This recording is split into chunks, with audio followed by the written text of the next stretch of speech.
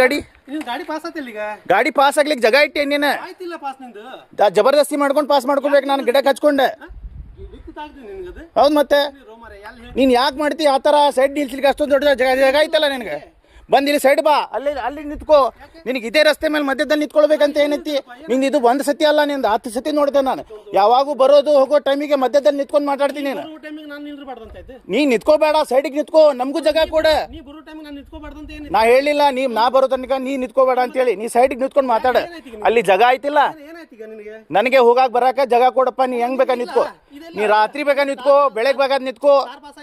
ನನ್ನ ಪಾಸ್ ಆಗ್ಲಿಕ್ಕೆ ತ್ರಾಸ ಆಯ್ತು ನನಗೆ ಗ್ಲಾಸ್ ಮಿರರಿಗೆ ಗಿಡ ತಾಕ್ತ ಬಂದೆ ನಾನು ಆದ್ರೂ